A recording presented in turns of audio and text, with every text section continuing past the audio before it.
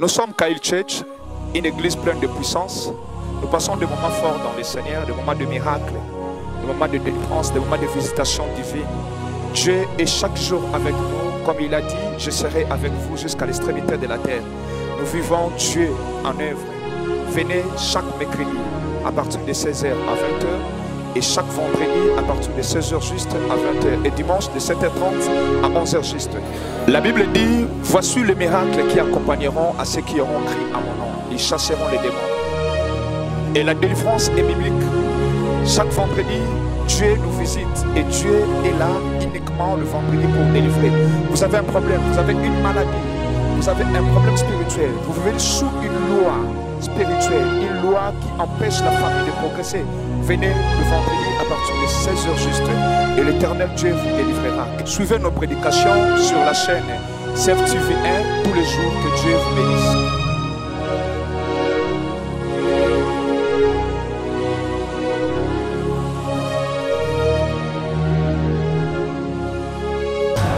S'il vous plaît, maman prophétesse, nous avons l'honneur de vous recevoir. Venez sur le protocole, pardon. Vous pouvez le guider jusqu'ici, c'est une servante de Dieu. Vous pouvez la guider jusqu'ici, là où se trouve le pasteur. Est-ce qu'on peut bien acclamer le Seigneur? Est-ce qu'on peut bien acclamer le Seigneur? Acclame bien Jésus.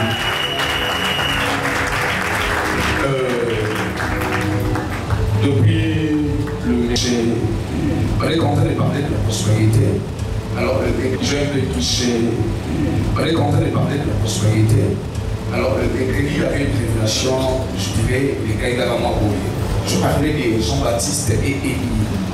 J'ai dit, Jean-Baptiste, c'est l'esprit d'Élie. Avant que Jésus vienne, la prophétie a été donnée que non, je vous enverrai Élie. Alors, Élie, le prophète, viendra avant l'arrivée de Jean-Baptiste. Et lorsque Élie viendra, c'est lui qui va préparer le chemin pour le Christ. Alors cet Élie, c'était juste Jean-Baptiste. Mais j'expliquais comment Élie avait une mission et Jean-Baptiste avait aussi la même mission. La mission d'Élie, c'est de ramener le cœur des enfants, c'est de ramener le cœur des enfants vers leur père. Nous avions dit ça mercredi. Élie avait cette mission de ramener le cœur vers le Dieu Tout-Puissant. Et Jean-Baptiste aussi avait la même mission. Le grand problème était dans l'arme que le Dieu utilisait. Élie a opéré avec le feu, Jean-Baptiste a opéré avec l'eau. L'arme que Jean-Baptiste a utilisée pour ramener le cœur des enfants vers leur père, c'était l'eau. L'eau de baptême. Et l'arme que Élie a utilisée, c'était le feu. Vous voyez, il y avait Baal à cette époque-là qui dominait et ses prophètes. Alors Jézabel nourrissait et sponsorisait les prophètes de Baal. Alors le faux Dieu avait envahi Israël. Alors Élie était le prophète majeur à cette époque. Il devait ramener le cœur des enfants d'Israël vers Dieu parce que Baal a détourné leur cœur. Qu'est-ce qui s'est passé? Il a appelé au Mont Carmel le faux prophète de Baal et de Starté. Et il a mis un principe. Le principe était que non, le fait doit déterminer le vrai et le faux Dieu. Et c'est comme ça que Élie a ramené le cœur des enfants d'Israël vers Dieu. L'arme que Élie utilisait, c'était le fait. Je parlais d'un ministère, je disais le mercredi, lorsque votre ministère ne dérange pas, c'est que Dieu n'est pas avec vous. Un vrai ministère doit déranger les sorciers, doit déranger les magiciens qui vous entourent. On a des ministères comme ça, vous allez trouver 10 000 personnes, 15 000 personnes dans une église. Un grand homme de Dieu, mais son ministère ne dérange pas. Dans son église, les magiciens viennent, s'installent avec facilité. Ils sont même des partenaires. Toi, tu veux les partenaires, c'est lui qui fait tout pour l'église. C'est un membre de Rose-Croix. C'est un membre de franc-maçon. Mais il est aussi engagé à l'église. Il est aussi partenaire à l'église. Alors, le ministère de ces pasteurs, l'église ne dérange. Quand l'église ne dérange pas les sorciers, c'est que l'église devient l'ami du diable. Un ministère doit déranger. Votre ministère doit déranger les sorciers. Votre ministère doit déranger. Si votre vie chrétienne ne dérange pas, il faut le revoir très bien. J'expliquais comment une chrétienne, comment toi tu es une sœur née de nouveau. Tu as reçu le Saint-Esprit, tu parles aussi en langue. Et un magicien vient te draguer. Et vous mélangez, vous êtes dans des rapports sexuels. Il se sent très à l'aise d'être en relation avec toi. C'est pas normal. Donc toi tu es un frère en Christ, vous parlez même en langue, vous avez le feu de l'esprit en vous. Et vous sortez avec une sorcière. Et la sorcière est très à l'aise et n'est pas dérangée. La lumière et les ténèbres. Lorsqu'il y a la lune et le soleil se rencontrent, il y a quoi? Il y a l'éclipse solaire. Il faut que les yeux des autres soient dérangés. Lorsque la spiritualité que vous portez ne dérange personne, il faut bien la revoir. Alléluia. Alléluia. J'expliquais Moïse lorsqu'il était chez Pharaon. C'était un enfant qui ne dérangeait pas. Mais après buisson ardent, lorsqu'il est revenu, son ministère a commencé à déranger Pharaon. Son ministère a commencé à déranger Pharaon. Écoutez-moi, si vous habitez une même parcelle avec un sorcier, vous habitez la même maison avec quelqu'un qui est dans des gris-gris, il y aura toujours des incompréhensions. Parce que toi tu es dans la lumière, lui est dans les ténèbres, même dans la famille. Vous allez remarquer dans des réunions de famille, c'est lui qui est toujours contre vous. Vous ne comprenez pas. Qu'est-ce que je lui ai fait? Qu'est-ce que je fais à mon oncle? Le problème ce n'est pas l'oncle. Le problème ce n'est pas ce que tu as dit là. Le problème est que non, la nuit il est dérangé par tes prières, il est dérangé par ta spiritualité. Et le matin, il va chercher quelque chose pour vous embrayer. La spiritualité doit déranger même à l'école. Lorsqu'un professeur est magicien, lorsqu'un professeur est dans la rose croix et il voit votre lumière, votre feu dans l'auditoire, il doit être dérangé par vous. Et quand il n'est pas dérangé, c'est que c'est suspect. Même dans le travail, je ne refuse pas. Parce que les sociétés dans qui nous travaillons, ce sont des sociétés de francs-maçons. Les chrétiens n'aiment pas s'investir. Parce qu'on ne s'explique pas bien la bénédiction. On ne comprend même pas jusqu'à aujourd'hui la notion de la bénédiction. On tape des fois à côté de la bénédiction. Alors vous pouvez travailler avec un patron qui est magicien. Il doit être dérangé par vous. Mais le grand problème, il aura toujours besoin de vous. C'est comme Joseph. Pharaon était dérangé par Joseph. Pharaon était dérangé par Joseph. Mais il était obligé de prendre que Joseph. Parce que le problème qui se trouvait là, il a fallu qu'un homme qui avait l'esprit supérieur, un esprit de Dieu, et lui-même a dit, où trouverons-nous cet homme qui a l'esprit de Dieu en lui? Il a fallu que ce soit Joseph. Mais ce que je n'ai pas aimé avec Joseph, c'était quelqu'un qui avait l'esprit de Dieu, l'esprit de la sagesse. Et j'ai compris que cet homme n'était pas un homme de prière comme il faut. Comment il est tombé amoureux d'une femme où son père était sacrificateur? Et il a eu des enfants et la destinée de ses enfants était très compliquée. Attention, je vais vous expliquer une chose. Lorsque Jacob est arrivé, qu'est-ce que Jacob a fait? Il a adopté les 2 enfants de Joseph. Il a changé la destinée de ses 2 enfants. Et lui ne comprenait pas que non, avoir des enfants avec une femme qui est magicienne, c'est compliquer l'avenir des enfants.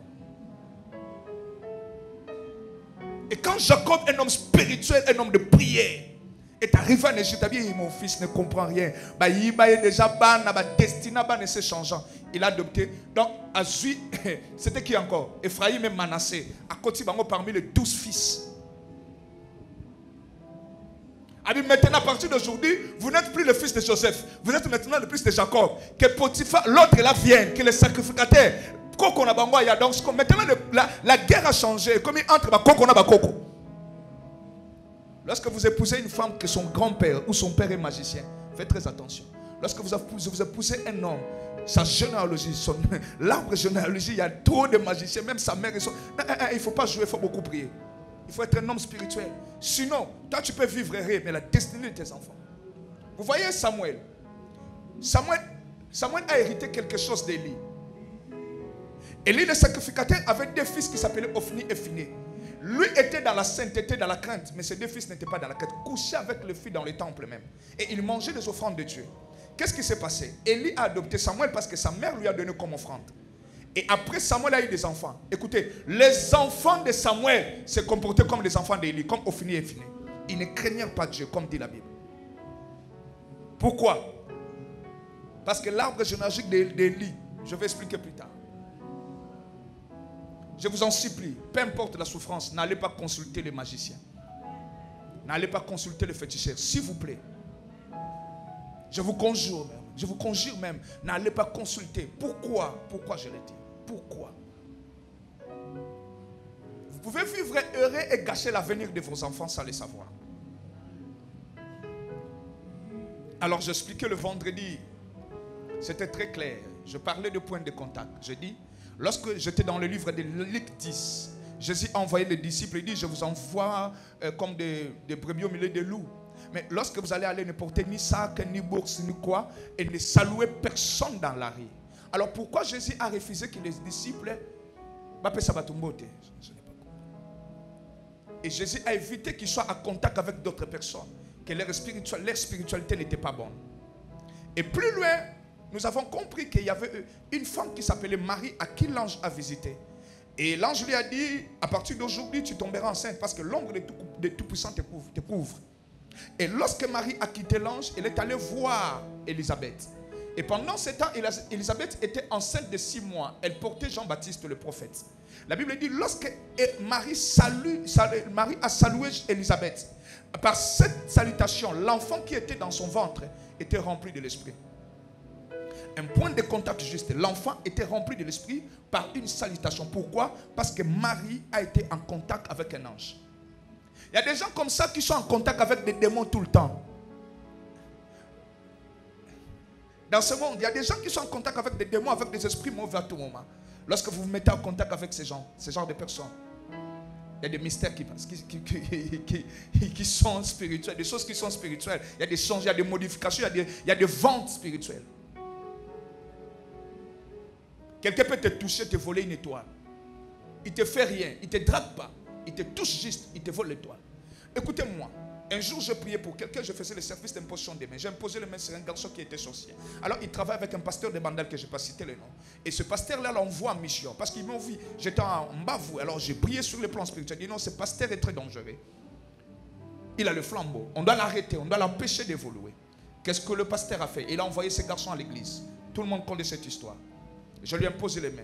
Et puis je dis à ce garçon, mettez-lui à côté. Quand je l'ai posé, j'ai senti quelque chose. Et voilà, à la fin, il a fui. Et 2-3 jours après, il vient.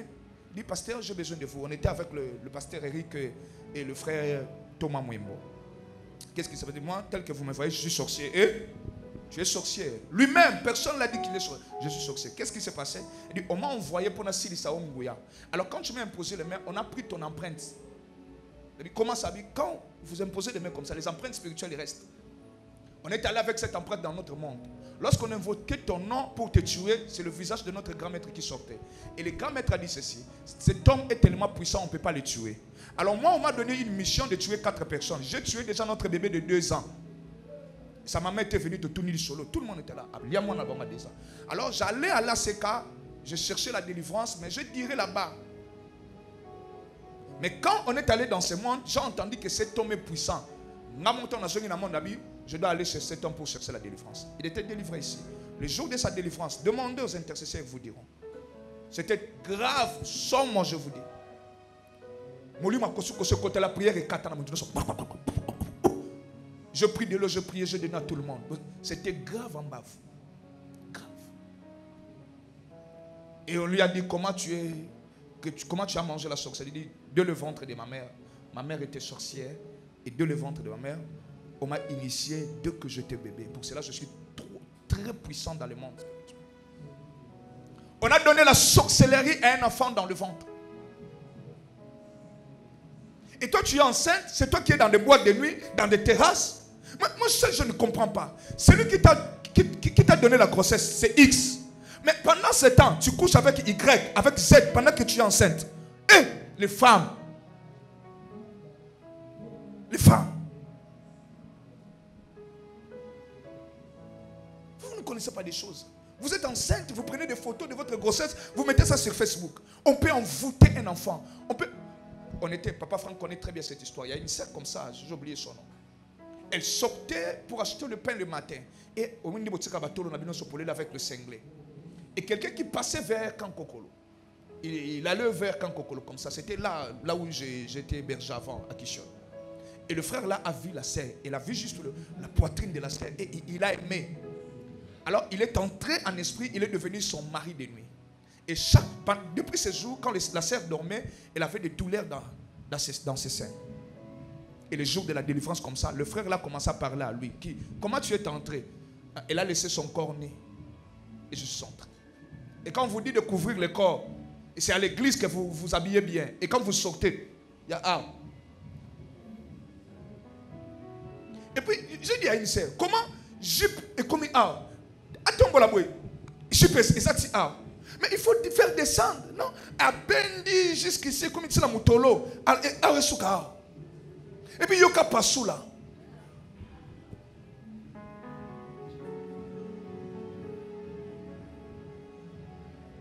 Le point de contact. Vous savez, il y a une histoire en Israël, c'est dans l'Ancien Testament, il y avait un prophète qui s'appelait Élisée, qui avait la double portion de l'onction d'Élie. Qu'est-ce qui s'est passé après sa mort? Cet homme est mort par une maladie. Mais après sa mort, plutôt, quelque chose s'est passé. Moukou anaye na cimetière et songisa mutu na bomoi. Le point de contact existe. Ne sois pas en contact avec tout le monde. Si Jésus a dit à ses disciples, ne saluez personne, il savait, on peut te voler l'onction par un point de contact. Ne portez pas les habits de n'importe qui. Tu ne connais pas la spiritualité de ton ami. Tu ne sais pas avec qui il couche, avec qui elle couche. Il y a des gens qui sont ensorcelés juste par des habits, par des sandales, par des plantes. Vous voyez, ma sécurité là, protocole il a témoigné le vendredi, vous étiez là. Qui est bien à mon nez? Alors, ce qui a na simba ka mouchoir na Bible mosala nzambe. A celui où la simbi kiste limo la loboko. Ça mène à bien. Il a témoigné là. Est-ce qu'il est là le frère? Il est où?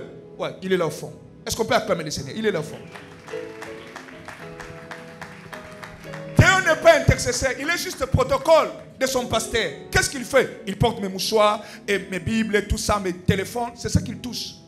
Et tout ce que je touche, mon onction reste partout. Le micro, mon onction reste partout. Mes habits, partout, mon onction reste partout. Et si je suis un féticheur, la mauvaise onction va rester partout. Attention.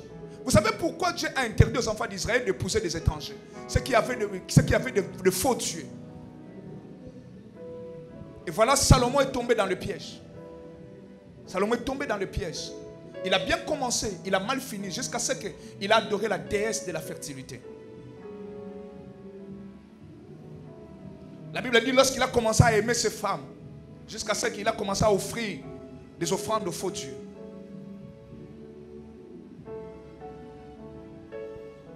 Dieu a interdit.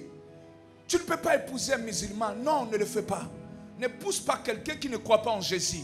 Non, non, non, ne le fais pas. S'il vous plaît, ne le fais pas. Ne le fais pas. N'épouse pas. Ne le fais pas, s'il vous plaît, ne le fais pas. Quelqu'un qui la spiritualité n'est pas, sa spiritualité compliquée, ne le fais pas. Ne le fais pas. Est-ce que quelqu'un a entendu? Je vais aller un peu trop vite. Après cela, on a parlé des rapports sexuels parce que ce sont des points de contact. Qu'est-ce qu'on a dit? On a lu un verset sur Marc chapitre 10. Vous pouvez commencer au début et descendre un peu. Vous allez trouver ce que je suis en train d'expliquer ici. Dans ce livre, Jésus a été interrogé par des pharisiens. Moïse nous a dit que si quelqu'un veut répudier sa femme, que la personne lui donne une lettre de divorce.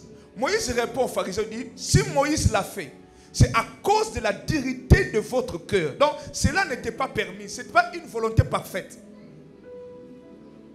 Si Moïse l'a fait, c'est pour garder votre foi. Donc, Dieu n'était pas content de ça. Mais il a quand même fait à cause de la dureté de votre cœur. Si vous laissez comme ça, vous allez quand même aller pécher grave contre Dieu. Et pour cela, il vous a dit de quand même écrire une lettre de divorce à une femme. Mais au commencement, Dieu créa l'homme. Alors, il voulait simplement dire aux enfants d'Israël, les divorces n'existent pas dans le monde spirituel. Le divorce, c'est quelque chose qui est physique. Le divorce n'est pas spirituel. Pourquoi? Alors, il a fini son discours en disant, si quelqu'un répudie sa femme et il épouse une autre, celui-là commet un adultère à l'égard de sa première femme, à la femme répudiée.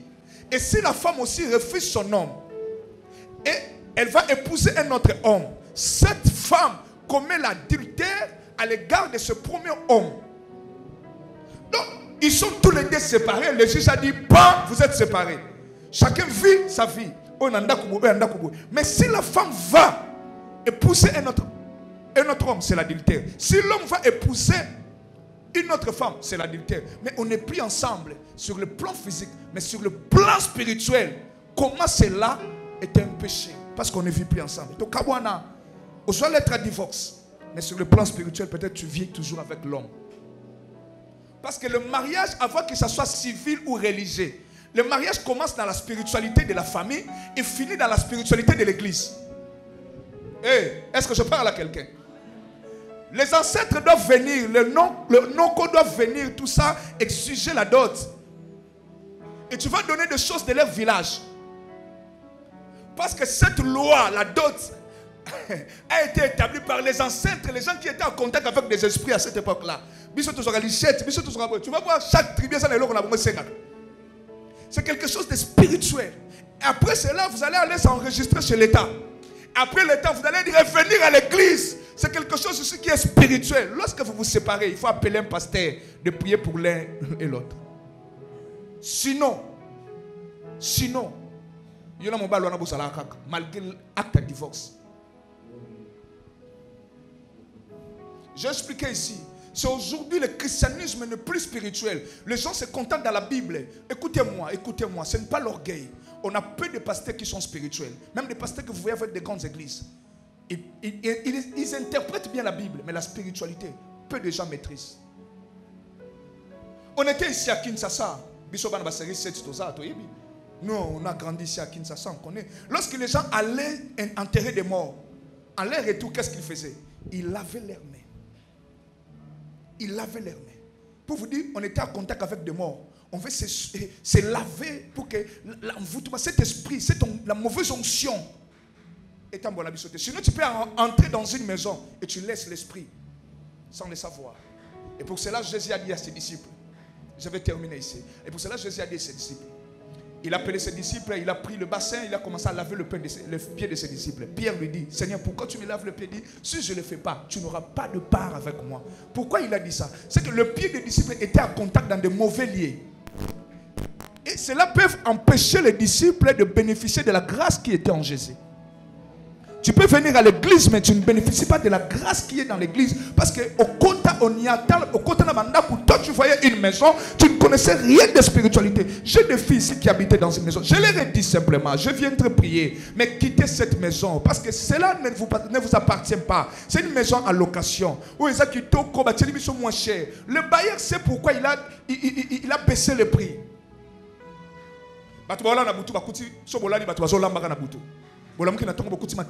Ça vient d'où? Au pasteur vient seulement prier, après ses esprits vont partir. Ce n'est pas votre maison. Le propriétaire reviendra encore. Il y a des combats qu'on fuit. Il y a des combats qu'on fuit comme ça. Il y a des combats qu'on fuit. Et qu'est-ce que tu penses? Est-ce que Hérode est plus grand que Dieu? Hérode n'est pas plus grand que Dieu. Mais Dieu a dit à Joseph, prends cet enfant, c'est fuis en Égypte. Il y a des combats qu'on fuit. Tu vois, c'est compliqué. Fuis cette maison. C'est en location. Va chercher une autre maison. Et ça l'a été à Manzanza, mais pour que ta vie avance. Jusqu'à ce que tu vas laisser ta destinée ou ta vie, ta santé là-bas. Et puis tu diras, Exode 32, 32 à 33.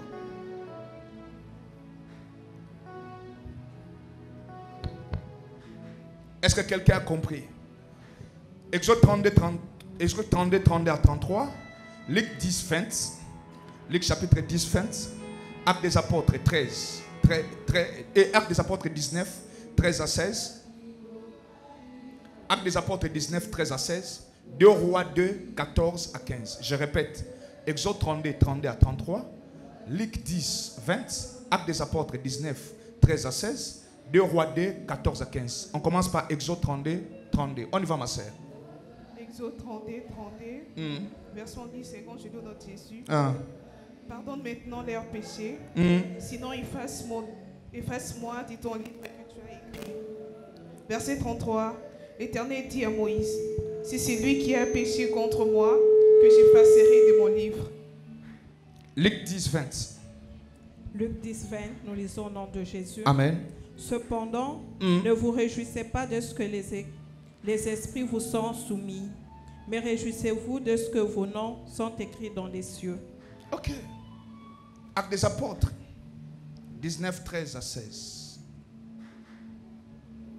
Actes des apôtres, 19, 13 à 16.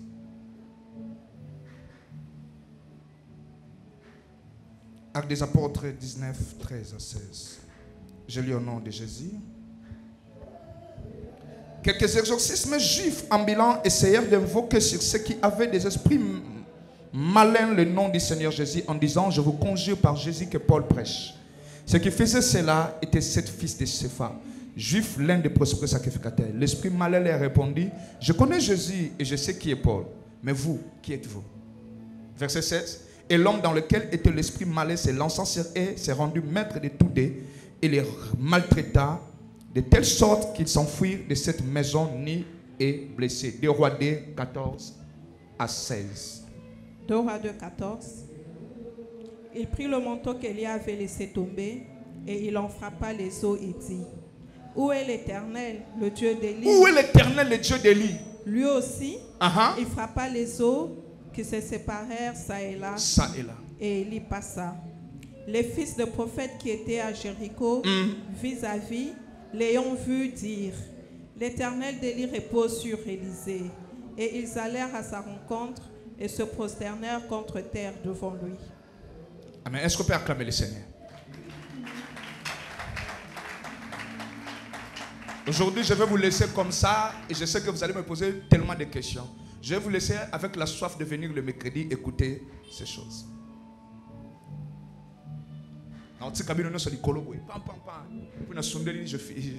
Je vais terminer et partir. Je ne vais pas tout expliquer. Je ne sais pas si je peux appeler ça introduction ou quoi.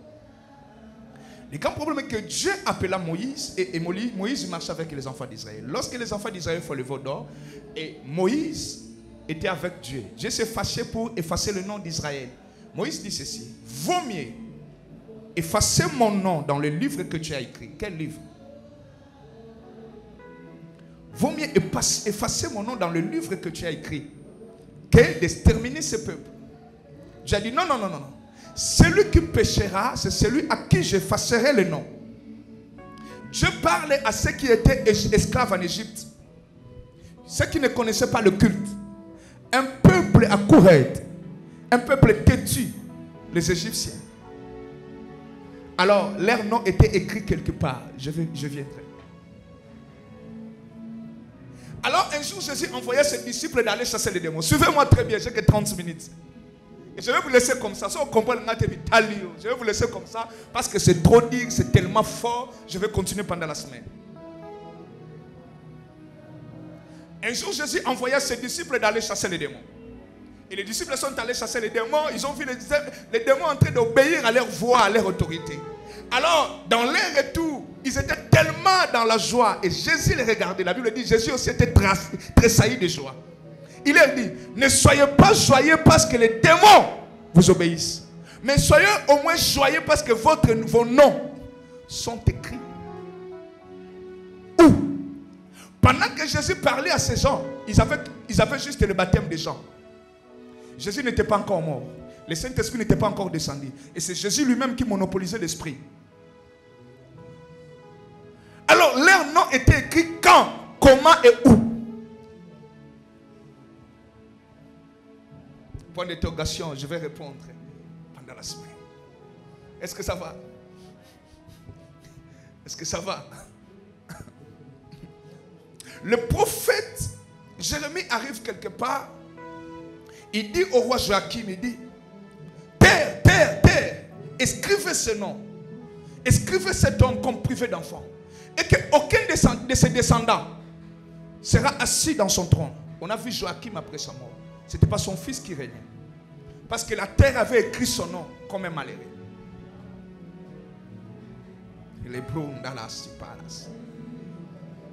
Vous êtes connu où? Dans mon ça. Parce que je ne veux pas.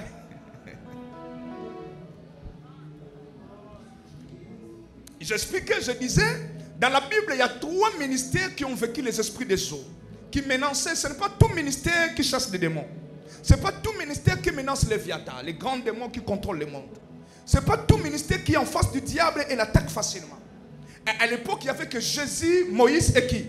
Et Élie. Jésus marchant sur les eaux et dominant les esprits des eaux. Et Élie, vous connaissez très bien. Il frappa Jéricho, Jéricho était divisé. Il dit pourquoi il n'a pas cité Josué et Élisée. Mais Josué, c'est la continuité du ministère de Moïse. Élisée, c'est la continuité du ministère d'Élie. Et pour cela, je n'ai pas cité les deux là. Mais je vais expliquer, je vais les citer bientôt. Alors, Moïse, C'est lui le premier à frappant la mer et la mer s'est divisant. Mais ce n'était pas la première fois. Moïse avait un ministère bizarre. Il arrive devant le rocher. On nous dit lorsqu'on frappe les rochers, c'est le feu qui sort ou l'eau. C'est le feu. Mais Moïse frappe les rochers, au lieu que le rocher donne le feu, le rocher donne l'eau. Est-ce que je me fais comprendre? Est-ce que je peux avancer? Ces trois grands ministères ont vécu les esprits des eaux. Et ces trois-là, c'était des hommes très très puissants jusqu'à aujourd'hui. Ils se retrouvaient dans la montagne de transfiguration, tous les trois en train de s'entretenir. On ne sait même pas jusqu'à aujourd'hui ce que Jésus parlait avec le dé là. Matthieu chapitre 17. Jésus se retrouve dans la montagne de transfiguration. Il y avait Élie et Moïse à côté. Et les trois là, ce sont des trois personnages qui ont jeûné pendant 40 jours. Et ce n'était pas par leur propre volonté. Dieu lui-même a obligé le jeûne de 40 jours à Élie, à Moïse et à Jésus. Je vais expliquer. Jésus n'avait pas besoin de jeûner. La Bible dit, l'Esprit conduisit Jésus dans le désert pour être tenté. Là, il jeûna. C'était comme si par force. Et Élie, vous savez comment il était obligé pendant 40 jours de ne pas manger. Moïse, on lui a conduit à Sinaï.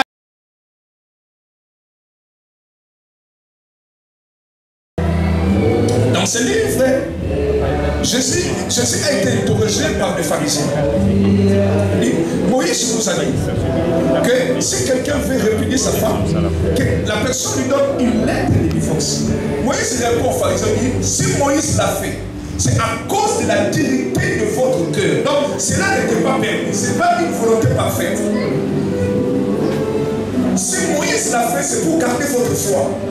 Donc Dieu n'était pas content de ça. Mais il a quand même fait à cause de la dignité de votre cœur. Si vous laissez comme ça, vous allez quand même aller pécher grave contre Dieu. Et pour cela, il vous a dit de quand même écrire une lettre de divorce à une femme. Mais au commencement, Dieu créa l'homme. Alors il voulait simplement dire aux enfants d'Israël, les divorces n'existent pas dans le monde spirituel. Les divorces, c'est quelque chose qui est physique. Les divorces, ce n'est pas spirituel. Pourquoi? Alors il a fini son discours en disant, si quelqu'un répudie sa femme et il épouse une autre, celui-là commet une adultère à l'égard de sa première femme, à la femme répudie.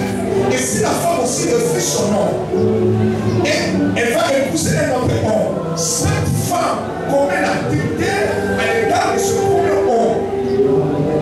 Donc ils sont tous les deux séparés. Le juge a dit, vous êtes séparés.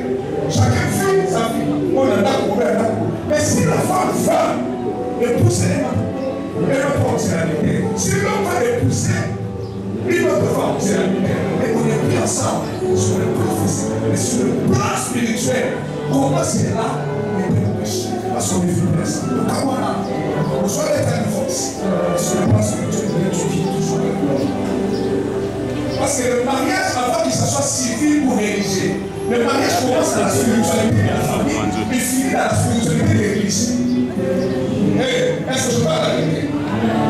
Les ancêtres doivent venir, le nom qu'on doit venir, tout ça est sujet à l'autre. Et tu vas donner les choses de leur village. Parce que cette loi, la dot, a été établie par les ancêtres. Les gens qui étaient en contact avec les esprits à cette époque-là. Ils sont nous organisés, ils sont nous organisés. Tu ne vas pas chaque prière, ça les la passer. C'est quelque chose de spirituel. Et après cela, vous allez aller s'enregistrer chez l'État. Après l'État, vous allez revenir à l'église. C'est quelque chose aussi qui est spirituel. Lorsque vous vous séparez, il va appeler un pasteur de prier pour l'un et l'autre. Sinon, il va me parler de ça malgré un peu de divorce. J'explique ici. C'est aujourd'hui le christianisme le plus spirituel. Les gens se contentent dans la Bible. Écoutez-moi, c'est pas l'orgueil. On a peu de pasteurs qui sont spirituels. Même les pasteurs qui viennent avec des grandes églises. Ils interprètent bien la Bible, mais la spiritualité, peu de gens maîtrisent. On était ici à Kinshasa. Ils sont dans la série, c'est nous appelés. Nous, on a grandi ici à Kinshasa. Lorsque les gens allaient enterrer les morts, en l'air et tout, qu'est-ce qu'ils faisaient? Ils lavaient les morts. Pour vous dire, on était en contact avec les morts. On veut se laver pour que cet esprit, la mauvaise onction. Et dans la je vais entrer dans une maison et je laisse l'esprit. sont les enfants. Et pour cela, Jésus a dit à ses disciples, je vais terminer ici. Et pour cela, Jésus a dit ceci. Il a appelé ses disciples, il a pris le bassin, il a commencé à laver le pied de ses disciples. Pierre lui dit, Seigneur, pourquoi tu me laves le pied? Si je ne le fais pas, tu n'auras pas de part avec moi. Pourquoi il a dit ça? C'est que le pied des disciples était accompagné dans les mauvais liés. Et cela peut empêcher les disciples de bénéficier de la grâce qui est en Jésus. Tu peux venir à l'église, mais tu ne bénéficies pas de la grâce qui est dans l'église. Parce qu'au contraire, on y a plein, au contraire, quand tu voyais une maison, tu connaissais de spiritualité. Je les félicite qui habitaient dans cette maison. Je les dis simplement, je viens te payer, mais quittez cette maison, parce que cela ne vous appartient pas. C'est une maison en location. Où ils ont dit, donc, on a dit, ils sont moins chers. Le bailleur sait pourquoi il a baissé le prix.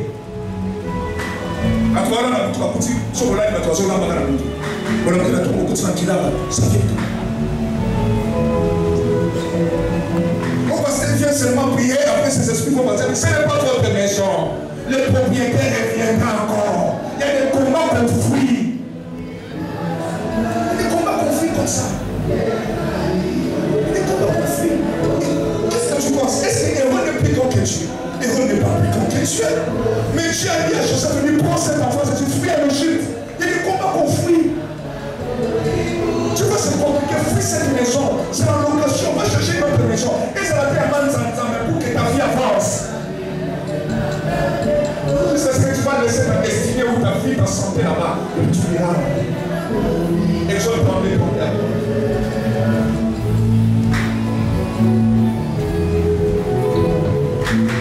Est-ce que quelqu'un a compris? Exode 32, 31, 33. Luc 10, 20. Luc chapitre 10, 20. Actes des apôtres 13. Et Actes des apôtres 19, 13 à 16. Actes des apôtres 19, 13 à 16. 2 Rois 2, 14 à 15. Je répète. Exode 32, 31, 33. Luc 10, 20. Actes des apôtres 19, 13 à 16. 2 Rois 2, 14 à 15. On commence par Exode 32, 32. On y va en scène. Exode 32, 32. Verset 10, quand tu commences à suivre. Pardonne maintenant les péchés. Sinon, efface-moi, dit ton livre. Verset 33. L'Éternel dit à Moïse, si c'est lui qui a péché contre moi, que je fasse celui qui m'arrive. Luc 10, 20. Luc 10, 20, nous lisons au nom de Jésus. Amen. Cependant, ne vous réjouissez pas de ce que les esprits vous sont soumis, mais réjouissez-vous de ce que vos noms sont écrits dans les cieux. Ok. Actes des apôtres 19, 13 à 16. Actes des apôtres 19, 13 à 16.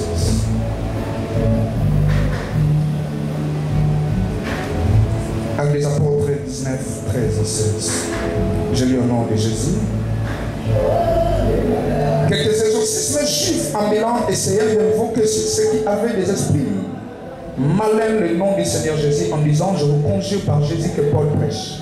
Ce qui faisait cela était sept fils de Stéphane, juif, l'un des prospères sacrificateurs. L'esprit malin leur répondit, je connais Jésus et je sais qui est Paul, mais vous, qui êtes-vous? Verset 7. Et l'homme dans lequel était l'esprit malin s'élançant et s'est rendu maître des boudets et les maltraita, de telle sorte qu'il s'enfuit de cette maison nue et blessé. 2 Rois 2, 14 à 16. 2 Rois 2, 14. Il prit le manteau qu'il avait laissé tomber et il en frappa les os et dit, où est l'Éternel, le Dieu d'Élie? Où est l'Éternel, le Dieu d'Élie? Lui aussi, il frappa les os qui se séparèrent ça et là, et il y passa. Les fils de prophètes qui étaient à Jéricho, vis-à-vis, l'ayant vu dire, l'Éternel d'Élie repose sur Élisée. Et ils allèrent à sa rencontre et se prosternèrent contre terre devant lui. Amen. Super,